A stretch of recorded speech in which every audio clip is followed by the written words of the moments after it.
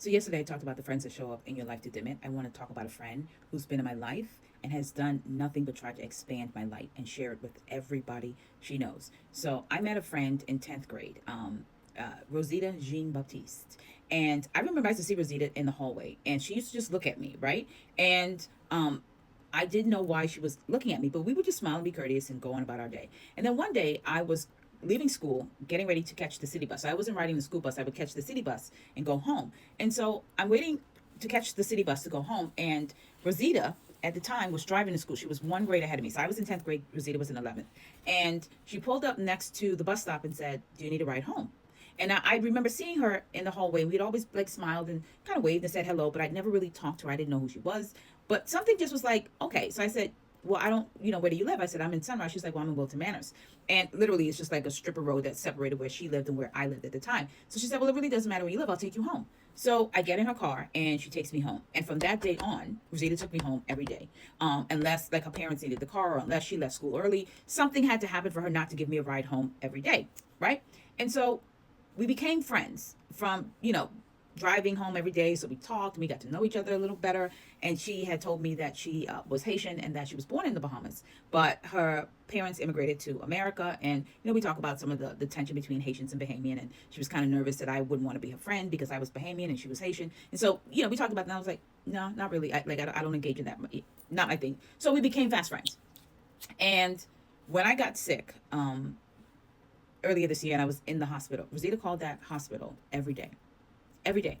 When my daughter called her and told her what happened and I was in the hospital and I was on the psych ward, she called every single day.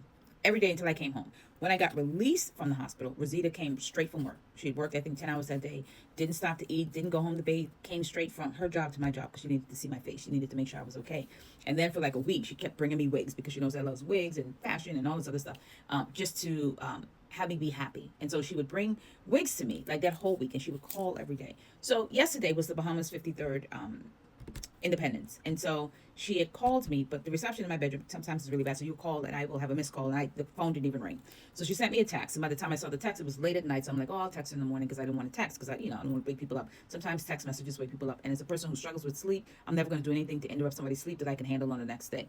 So I said, okay, I'll text her in the morning, which was today.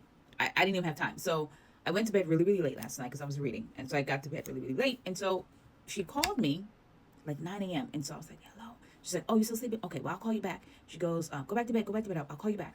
And she did. So around 1 o'clock, she calls me back. And she says, I was calling you because yesterday was the Bahamas Independence. And I wanted to wish you a happy Independence Day and just make sure you're okay.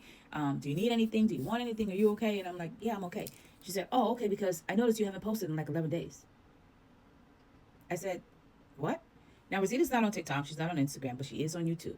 And I didn't realize it had been 11 days since I posted on YouTube, but she was counting the days. She said, yeah, it's been like 11 days you haven't posted on YouTube. And I know you said you wanted to take YouTube a little bit more serious. So every day I log in to watch your videos and share your videos. And you haven't posted in 11 days. So I just wanted to know, you okay? I talked about the friend that show up, that's drawn to your light, that shows up to dim it. But every now and again, the universe, God, source, whatever you believe in, ancestors, whatever you believe in, sends into your life somebody who is drawn to your light before you couldn't even recognize. Like she recognized my light in high school. And I remember when we became friends, she said to me, she said, I used to see you in the hallway and I said, I'm going to make that girl my friend. And I remember thinking it was like such an odd thing to say. I'm like, what do you mean? She goes, I don't know. There was something about you, even in 10th grade, that said I wanted to be this girlfriend. And when I tell you she's been the kind of friend that I wish every woman had. We're not the kind of friends that we have to talk on the phone every day. Sometimes we can go years without talking and communicating. And all of a sudden, my front door will open because she never has to knock. She'll walk through the front door, plop herself in my bed, or she'll scream, Tammy, you home? And I'll be like, I'm in the bedroom. And she'll come in my bedroom, take off her shoes, get underneath the covers, get into bed, and we'll spend 3, 4, 5 hours just catching up in the years we haven't talked. We don't skip a beat. There's no love lost. There's no anger. There's no nothing. And she's been the friend that has been doing everything to push my light. When she came and she showed up, because she hadn't even realized, I hadn't seen her for like a year, so she didn't realize I wrote a book. So when she came, I said, oh my God, Rosita, I wrote a book. She was like, oh my God, give me a copy, because she's a reader too. That's another thing that connected us. We're both readers. And so she said, well, I want a copy of the book. So I had a copy of the book. So I gave it to her. And she said, okay. She got in her car and cash at me for the book. And I said, Rosita, you don't have to pay me for the book. She's my friend of over 30-something years. And she was like, no, you wrote a book. You have a product. I'm paying for it. So she bought the book. Next, they went to a doctor's office. There was a white lady at the counter that saw the title of the book, The Empathy Gap is Black and White. Said, that's an interesting title. And she said, yeah, my friend wrote a book and it's really, really good. So she gave the white lady a copy of that book. So the next day she comes to my house and she goes, I need another copy of the book. And I said, okay, well, what happened to your copy? You just bought one yesterday. And she goes, I was at the doctor's office and this white lady thought the cover was interesting. So I gave it to her. So now I need another copy. So I said, okay. She wouldn't allow me to give her a free copy of the book. Would not allow me to do it.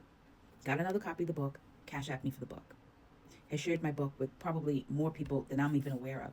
Every time I post on YouTube, I don't care if it's a short or a video, Rosita is going to watch it, she's going to like it, she's going to comment on it, and she's going to share it. So for every friend that shows up into your life to dim it, may you always find a friend that shows up in your life to amplify your light. Here's to one of the most beautiful humans I've had the opportunity to meet and love, my friend, Rosita Jean Baptiste. This one's for you, baby. I'm going to post it on YouTube too. Mwah.